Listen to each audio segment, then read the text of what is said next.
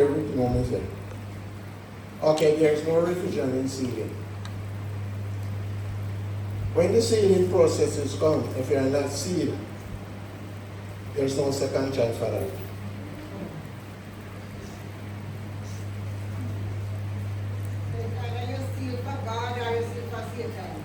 Either one or the other. There is nothing in the rules.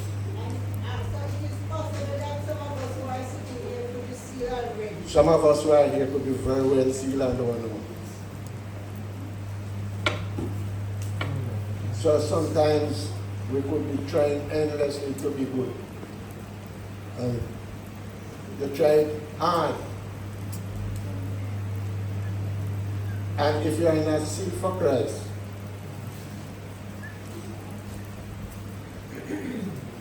you won't know. And that's where the big problem comes. You'll be still trying, and feel that everything is okay. But it's not okay. So we don't know when the time will be or what will happen. That's why we have to make certain that we keep on the good side.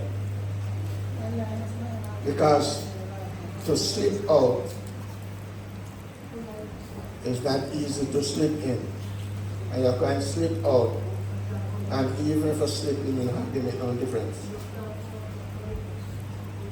Because, and that is one thing I am begging and saying, Lord, help these members. Because you could live very well, leave and go spend a little time out in the world. When you come back, nothing left. And even today when I was presenting the message, I felt that part. I felt that part hard. And that's why I try to illustrate and explain there is no time to delay. And slip out, that is enough. Even though Christ said married to the backsliders, He's willing to do that. But there's one thing I want to say to you. When you are at the last furlong in life history, and that's something you can't play with.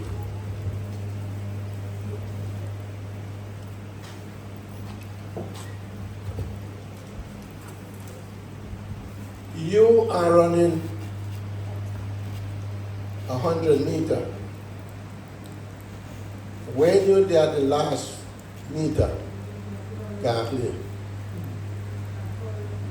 Because by the time you turn ahead, I love to watch the relay, And some people doing very well. And just turn on me and then you see your opponent beside you over, and this stick passing. And by the time you bring back your head and try to catch up, you don't. Either that takes second or third. And the ball was right in your hand. At this time, you can't look back. Can't look back. Okay, there are some things that is bothering us, our sin that is plaguing the church today. And we don't pay much attention to that. One of the things that is very much heavy in Strathbogie here is Irreverence. I pleaded daily and yearly and monthly. We are not behaving ourselves right. Irreverence is very, very high in this place. If this morning I was saying to you, you cannot come to church, and when you talk, people out the road just can hear you saying you're laughing. And I'm not talking to children. Sometimes when the adults think of you laugh, they hold their head back.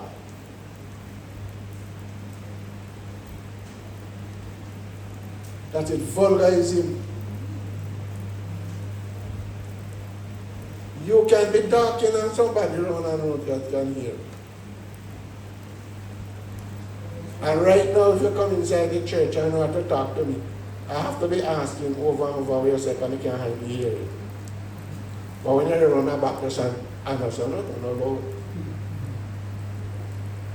I wonder how these people around here in Strathbogie view the Seventh-day Adventist Church when it comes to break and come to lunchtime. Anytime they reach lunchtime, they know. When it is not lunchtime, they hear the mic. And they will listen to the message. But when they come to lunchtime, they hear your voice.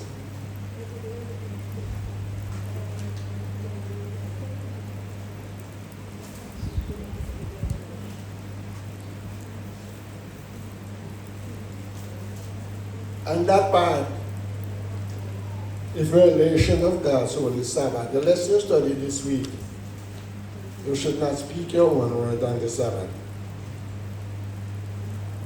And if somebody don't decide it to speak his own words and run on and chat like what you do, sometimes you bypass them and say, go on like you hold more than anybody else.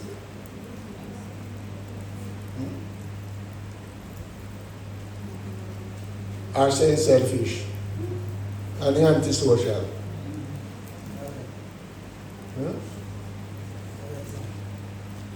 But only big word you will hear from church, but I will be antisocial. You don't talk to nobody. But the point is not that you won't talk to nobody. Either talk to people or you have. Sometimes you have to understand. The Bible is clear. If somebody is pulling you down on the wrong path, you have to say, have to take your time and withdraw yourself. You don't hate the person, you don't isolate the person, but you're not going down the road that he's going. Serious problem. And sometimes when we talk, you know amount of time when we come here and when time we sit down and we talk. And even by the kitchen and so on, man get vexed and tap out and walk out and that. And that was supposed to be.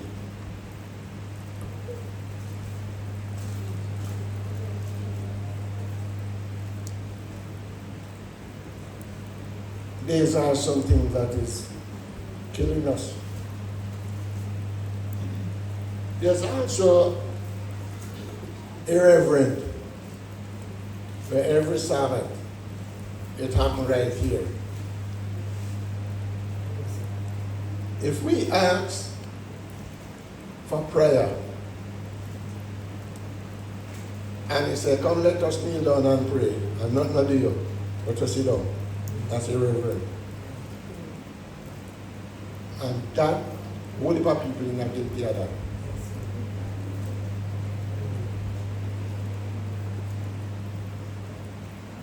Come let us kneel for prayer, but you sit down. A large portion of us that here is guilty. That's irreverent.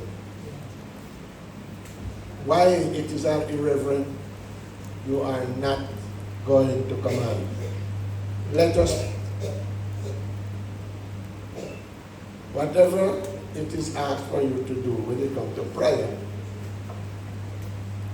some of do as them please, and the others do as them please. Yes, ma'am. You have got to rope with the mic.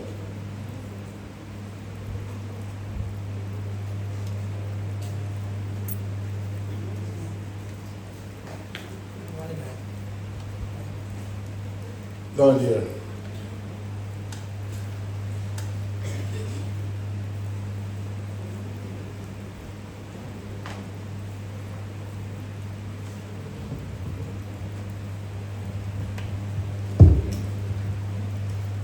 Now, based on the condition of the irreverence, and we notice that the irreverence has been a long while, and we are not seeing any improvement. Is it that the members lack conversion or they are not holy, no form of holiness is within, what do you think? Both of them will walk hand in hand. You are not holy and you lack conversion. Okay. Because what happened? If conversion is on the inside, it will tell you exactly that what you are doing all right. True, sir. And if you are holy, you will do the things that is holy. We have lacked a whole lot. Yes, ma'am. So that is telling me then, Elder, and I'm talking from my point of view, what I'm seeing even this morning, while the new believers were up there taking over Sabbath school, Yeah. I could practically sit there and see, especially on that side. They were yapping away, they heard nothing what take place up there. That's irreverent. And that is happening every Sabbath. And you have a Every person Sabbath it is sitting, happening. eating during Sabbath school and chatting when the prayer was going on. It simply So means is it that? It simply means that they don't have no respect for the person. So is it that? Because if it's constantly happening every Sabbath, so that means we come into church, we're not getting anything that is being taught. That's my opinion. Because if every Sabbath you have persons talk about irreverence and we constantly doing it, that means what's the make sense coming to church? Why are we coming here then? If we are not if we are not growing spiritually, it doesn't make sense. It's not a matter if it doesn't make sense. And you ask the question, why are you coming? Failure to come, it put you in a more harder, easier way to be overtrapped by the powers of the enemy. But if you are coming and you are not taking heed and not learning, then it's not sounding good on your behalf. And there are some people, they're hard to learn. And some people easy to learn. And there are some people who never learn at all. When that is not happening to us, if we are continuing sinning and not taking heed to the injunction, that means we are going down. Because every time there's something inside of you in conscience, and it will bother you. And any time you reach a stage that you don't bother you again, that means to say, you're going bad. Yes, ma'am, you. So is it possible? No, I'm not about, before I say that, no, when I look around and I go to other churches, even when you have a bigger gathering, you don't have this type of irreverence. So I am wondering, it is my opinion, is it that we have gotten a curse around here why we can't change our? What is the problem? Okay, very good question. And I have to sharpen answers. Now, other places might have more reverence in not talking, but then I have no reverence in their dress code. That is true. I agree with that. And you who here who have a reverence in your dress code, don't have no reverence in locking your mouth. The Bible tells us that the tongue can't be tamed. It's a little member, you bite and you bitter. So Strathbogie Church have a problem with their tongue. Not so much of their dress code. But they have a problem there. So we cannot make, so there it is, that's why we have to understand. We cannot measure up one church against the other. Because there are some might have go this way and the other one goes that way. But what happened is that sin must be eradicated. But one of the things that is happening now is that the churches today not preaching sin. The churches today believe that once you are coming to church and you can be active in church, then everything is well. All they look for you to be active, and everything is well. But that doesn't have anything to do with God. He's obedient. And that's where we are going away. Yes, ma'am. When I think back and look back in the 70s and in the 80s, when you were coming to church, and how people used to act holy. You're not putting it too far. Because in the 70s and the 80s, some people here not even born. Yes, man. We have a lot of adults in Okay, here. I have adults who were born, but not a member of the church, so they can validate it. All right. So like even Just 5 years ago then. I would say 10 years ago. All right, 10 years ago. Yes. People used to act more holy in church. I noticed that even since COVID came, people are so loose in the Adventist church. And I sort of missed what I was going to say, but I noticed that things are so different compared to the past. I think COVID Is it saying that, how I look at it, it is more like a social club we are coming, the way we behave? It is. I think COVID has shaped the church very heavy. And I don't think not much left. I was listening on my radio, in a TV setting, and the YouTube setting, that somebody was saying, talking about the COVID, and he's a member of the church. And the person said, you know, say, I'm COVID over. Me to go back to church, but listen up online. If that is happening to that individual, a solid, a real true backsliding. If not go back to church, he go back online. But say, for instance, even last week, when there was a eruption in Montego Bay between the principal and the chairman, and the school was dismissed, and you go up online, you hear people quarry, they want face-to-face class. They don't want no online class. But you at church don't want no face-to-face worship, you want online worship. Online worship is no worship at all, to my estimation.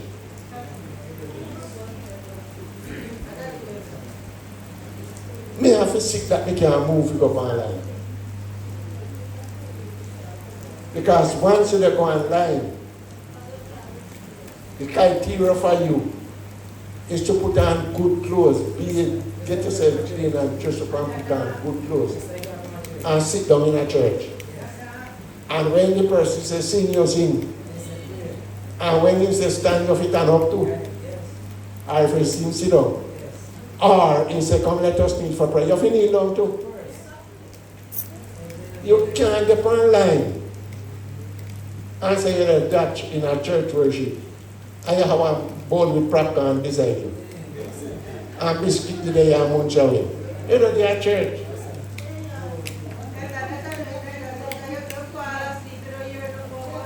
And so, after you fall asleep in a church, must listen to online. You're the online and you're worshiping in the bed and the sheep.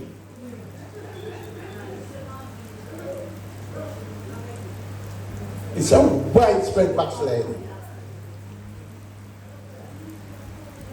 Yes, ma'am. Any more thoughts or question?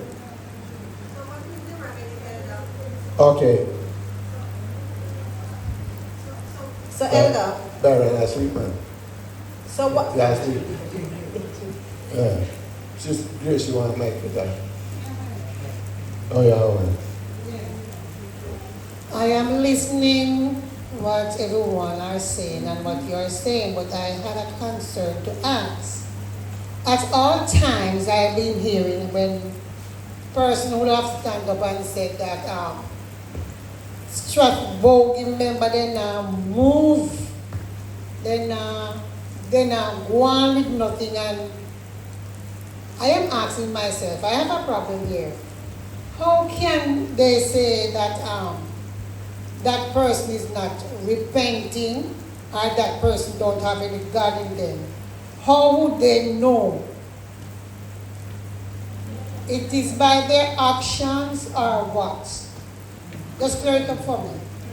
Okay, in other words, you cannot look with the church in Strathbogie, you're going to have major problem because of the stand that they take. And one of the stand that they take, let me say two of the stand that they take, is one, you scarcely go in the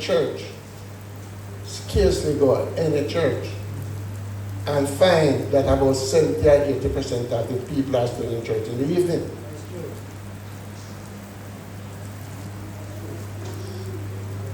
We have about 50% or more of the members that were here this morning still in church. You hardly find that. In most churches now, anytime you say divine service over, you say, how you get car now. Then jump in the car, they're gone. I don't see them again. Well, that is not with us. So we become a spotlight.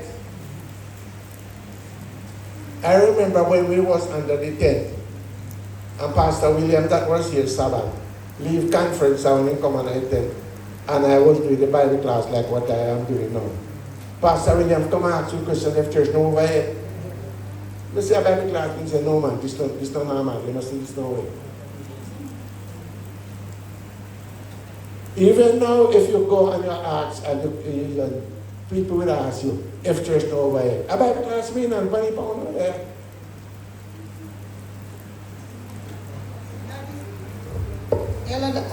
That is not the question I asked. The question is, because of the spotlight, because of it, where we live and what we do, and when you portray holiness, and one of the holiness that you try to portray, people are looking, fair enough, you only say, because what happened, people are watching, people watching, they're watching when you come to church on Sabbath and they're watching you not behaving in a week. I want to know that. You cannot try to appear godly on Sabbath but in a week. You don't look like a one devil. It don't work well. Holiness goes through you. That's why people have a chat. Is people who is among us today. Strathbogie Church, I'm talking with Strathbogie's member. Whenever they say that the church is not growing and they're not seeing what they wanted to see, what are they looking for? I don't understand what them say growing. Because even today. In Christianity, I'm talking. Okay. Even today, you notice how the place cold out. And people will tell you, say, boy, I don't feel nothing place because what happened? You must remember saying him dead. Because if he was alive, he would respond. That's right. But the problem lies with that. Sometimes we look at the problem lies with somebody else, and the problem sometimes lies with somebody lies with you. And even the message that I was giving.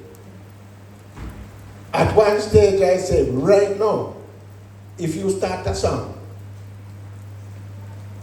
and you sing, you can musically, all who sit down there, they'll get up and start to sing. Because that's how they feel. And Christianity not goes in that way. It not goes by emotional feeling. It goes by standard and principle. So I also want to ask you, what are you looking from us? What do you want us to do there are things that I want, there are some things that I want for you. Me might know it personally. And there are some things that I ask for. I don't know whether you're guilty or not. All I look in the word and say, this is not supposed to be done. It's not what me they look for. But most of the time, that's what I heard, as if they are saying, we the members are not up to standard in holiness. I am asking if whosoever say that, if they have any relationship with God, for God to tell you that that person is not repenting and that person doesn't know why someone would have passed remarks like that. And this is what I'm going back to say. A person will always find fault of something about somebody where him not if no about.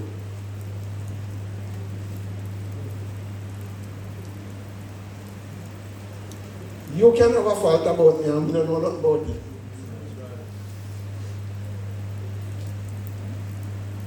But you find a problem. And that's how the devil wanted it to be. And sometimes we place the thing at the wrong place. We look upon certain things and we say, this is what happened. When the person to whom you are saying that don't have a clue as to what happened. Not even a clue. But you find it as a problem. So the problem is not with the person you find the fault. The problem is with you. Because it's how you view it.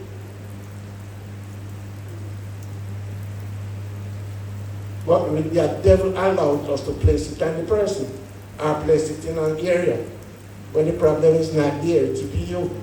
And that's why these lessons are coming to us day by day to tell us, and that's why Paul said, you have to do a self-examination of yourself. But we not examine ourselves to that. We examine other people.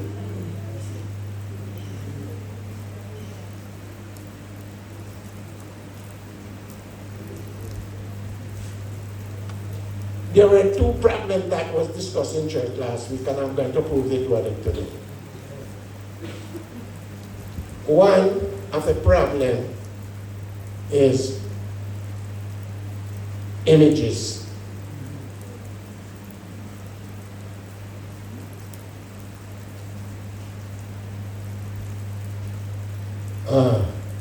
And the other one was reverent in praying when you have to pray in the church. And I'm going to deal with both of them today.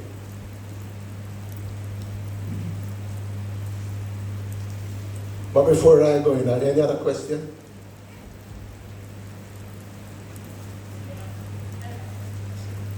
Can you explain the weightier matter? The weightier matter is a bigger sin.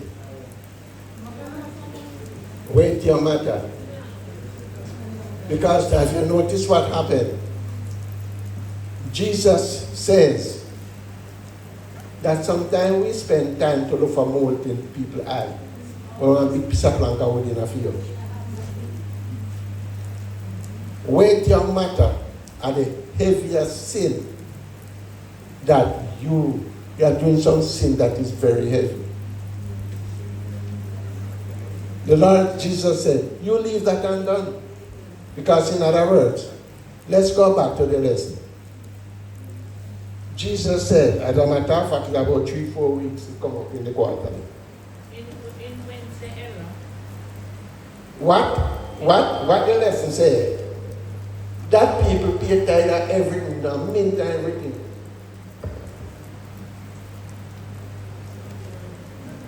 They are so holy and so up to God that even mint them break. They pay tithe from it. But Jesus said the same person that was so holy of paying tithe that swallow a camel. No cut him up and eat him, no swallow him. How wicked. And what was the wickedness that the church was doing then? Is to exploit the poor.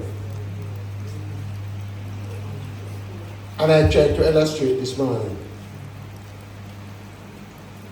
Many of us call ourselves Christian, but we rob people. How do we rob them? Sometimes we overcharge them. And we are saying, hi, ain't have it, so we know you can't pay it. You know it already because if I charge you that you can't pay it, because you know say no what. But you charge him man. Charge him man where you know it work.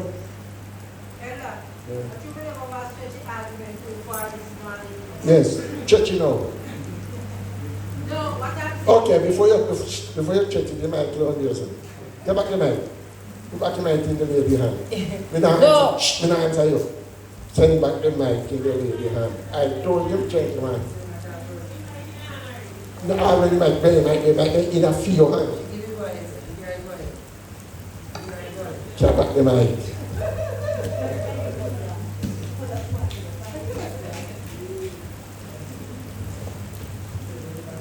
Yes, you give me your point because if I don't give it now, you might remember it after that. No, I remember it. I remember the point. What I'm saying, as sometimes we as Christians, we seem to judge others, and sometimes we feel into ourselves that we are perfect or we holy. Sometimes you might see the other person's problem, you know, and I may think I'm living how God wants me to live, but there is something that I am doing which is not right. And I'm sitting and criticizing other church members. But remember that the Lord said we must leave all judgment to Him. So I believe we take up too much on our head sometimes, judging others when we should be praying for them. Okay, thank you very much. And as I said before, there are certain times we give people baskets to carry water.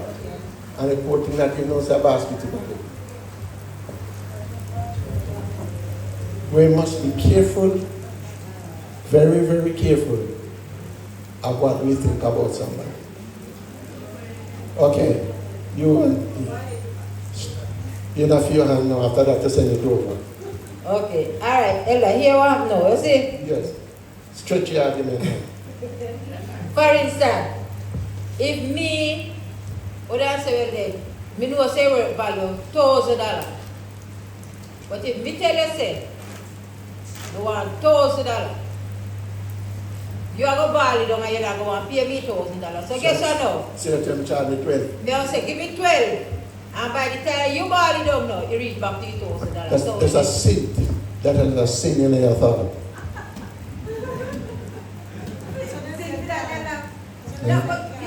Okay, in other words,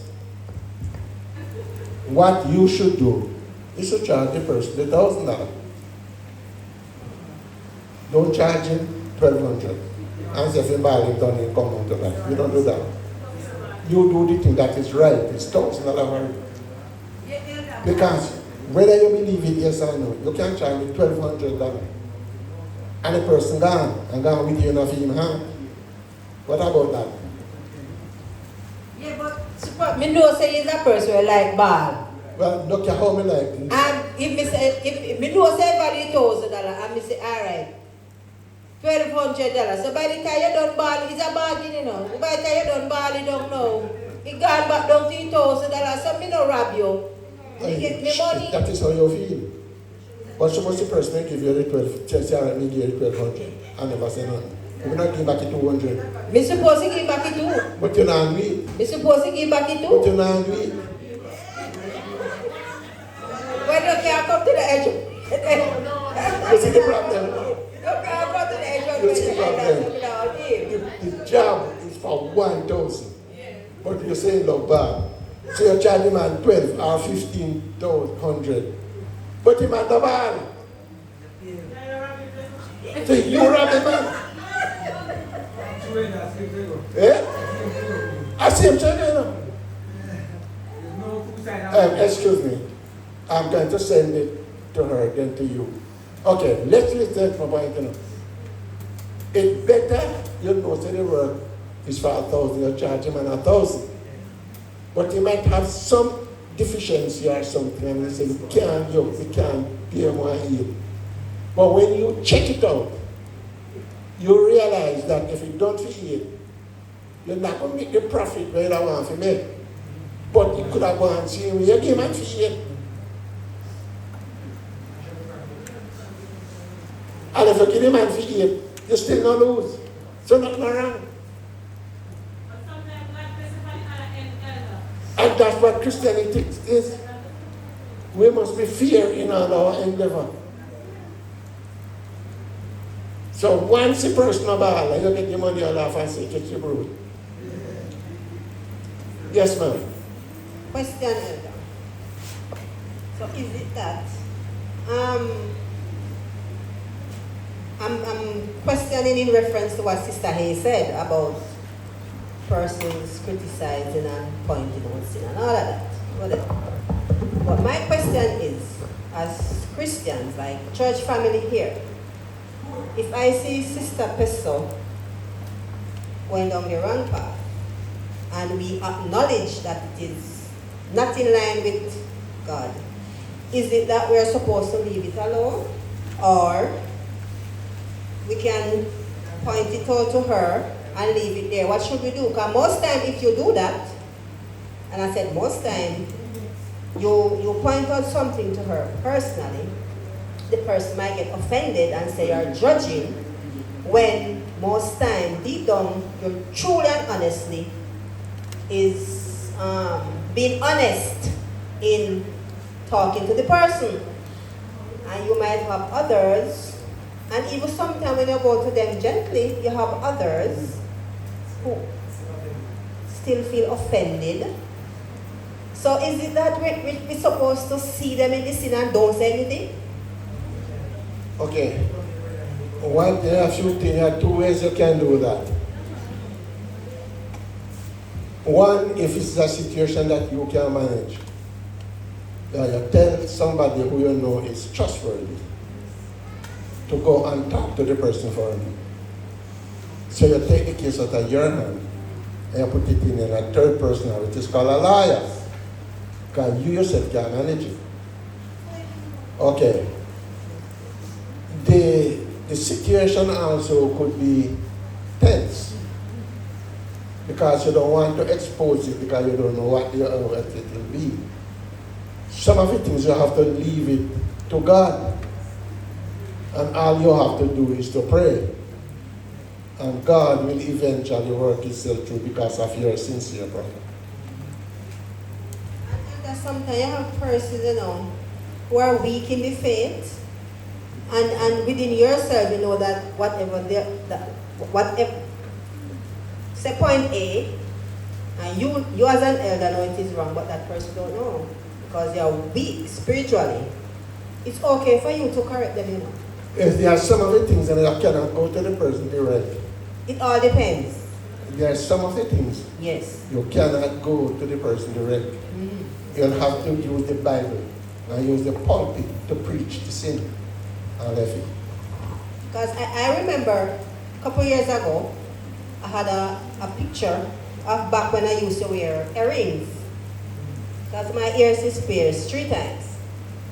So, I put a picture on my DP when I had in earrings, about 5 years ago. And I remember a sister, she texted me and she said, that's not you. She said, that is not you. That was in the past. And I took down the picture because she was correct. That is correct. That's not me now. So why am I putting up a picture when I used to wear jewelry? You can't put it up again. That's what I'm saying. So I took it down. Yes. And I wasn't offended. But you have other persons who would be offended and saying, what is wrong with my picture? I know. After she said it to me, and I look into myself and say, she's right. And instantly I took it down. And I wasn't upset or offended because she was right. Okay. But you cannot do it so I'm saying you have persons who are weak in the faith. Sometimes you have to go to them gently. It's not that you're judging them or making, but sometimes you can go to them and gently break it to them. Well, for me now, with these nowadays Christian, we go off a feeling, so I'm not going to go to anybody to tell them this. Okay, in other words, Yes, because I'm coming. 90% of us 90% of us, we're not dealing with principle, we're dealing with feelings. So if I come to you and say, Sister Martin, you know today while the prayer was going on, you were there yapping away, eating right, she might catch a vex. Because 90% of us know, Elder. And I'm being honest, it's feelings are going after, because nobody can correct me again. We catch up in our feelings that when it's the right thing we're telling you. So nowadays you have to be careful how you approach the Christian. But you know, listen to this now. I don't like hug. I don't raise hug. I don't have nothing to do with hug. But I prefer to have a hug behavior than a good. There are too many of us, foot easy to catch up in our neck rope. But hug can't wear neck rope. And no rope can go on the neck.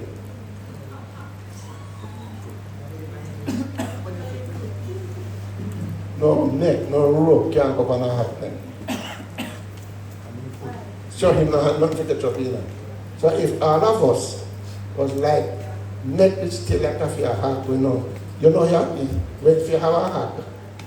And you want to keep him every time on your foot. You can't put no rope on your neck.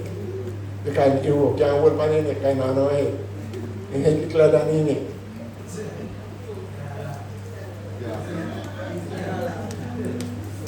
So I tell you. So I want my neck to be bigger than my head. So that when you talk and everything is packed, that sound ready if you come flying far. Coming on our neck rope. We have foot rope. Amen. So here it is. My brother and then sister here.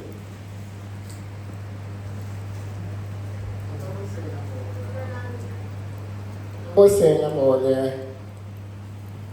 we who give tradesman work, sometimes the people who give the tradesman work look down low on the tradesman, but the tradesman is the builder of everything. This work value $1,000. I charge you $1,000, which the work value it. You look at me and even my background. You got 5, 6, 7 children. And I give me $1,000. And I give me $700. Right?